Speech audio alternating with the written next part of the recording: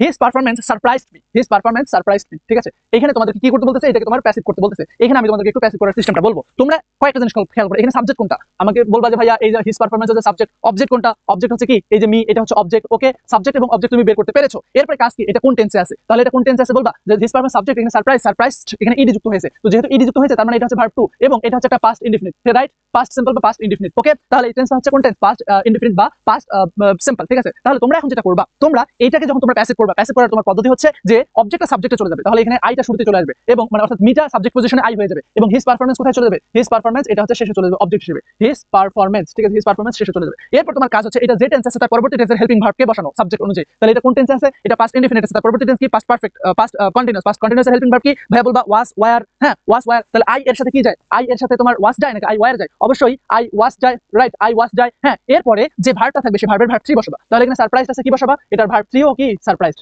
Surprised. ঠিক আছে, এখন এরপরে কি বসাবা, এরপরে maximum most of the time তোমার কি হবে বলতো, মোস্ট অফ দ্য টাইম তোমার এরপরে বাই বসবে। কিন্তু কিছু কিছু ভার্ব আছে স্পেসিফিক, যেই ভার্বগুলোর পরে স্পেসিফিক ফিক্সড প্রিপোজিশন বসে, যেমন এই যে সারপ্রাইজড এর সাথে তোমার অ্যাড বসে, সারপ্রাইজড এর সাথে অ্যাড বসে। অনুরূপভাবে এই যে অ্যানয়েড, ঠিক আছে, অ্যানয়েড এরপরে অ্যাড বসে। তারপর হচ্ছে ধরো এই যে নো, নো এরপরে কি বসবে বলতো, নো এরপরে তোমার টু বসবে, নো এরপরে কি বসবে, নো এরপরে তোমার টু বসবে। এই যে স্পেসিফিক কিছু ভার্বগুলো আছে যেগুলোর পরে তোমার স্পেসিফিক ফিক্সড কিছু প্রিপোজিশন, সেই ফিক্সড প্রিপোজিশনগুলো বাদে। তাহলে কি হলো, I was surprised at his performance. তাহলে এখানে সঠিক অ্যান্সার কোনটা, এই যে এটা, I was surprised at his performance. বাকিগুলো কিন্তু এখানে সঠিক অ্যান্সার না।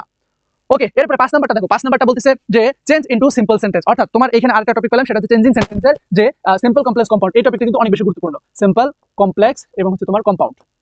ঠিক আছে, সিম্পল কমপ্লেক্স কম্পাউন্ড এই জিনিসটা কিন্তু অনেক বেশি তোমাদের গুরুত্বপূর্ণ। তাহলে এইটা তোমরা কিভাবে মনে রাখবে, আমি যদি তোমাদের একটা গ্লান্সে একটু আলোচনা করি যে এই তিনটাকে তোমরা কিভাবে ইন্ডিকেট করতে পারো একদম সহজে। ঠিক আছে, যেটা সিম্পল সেন্টেন্স সেখানে তোমার মাত্র একটা ফাইনাইট ভার্ব থাকবে।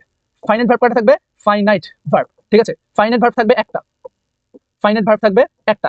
এবং সেকেন্ড আরেকটা যে কন্ডিশন, ঠিক আছে, সেটা হচ্ছে একটা মাত্র ক্লাউজ, একটি মাত্র ক্লাউজ, একটি মাত্র ক্লাউজ। এরপরে আসো তোমার কমপ্লেক্স যে সেন্টেন্সটা হবে, কমপ্লেক্স। ঠিক আছে, কমপ্লেক্স, এই কমপ্লেক্স সেন্টেন্সের ক্ষেত্রে তোমার ফাইনাইট ভার্ব একাধিক থাকবে, ফাইনাইট ভার্ব একাধিক থাকবে। ঠিক আছে, ফাইনাইট ভার্ব একাধিক থাকবে এবং ক্লাউজও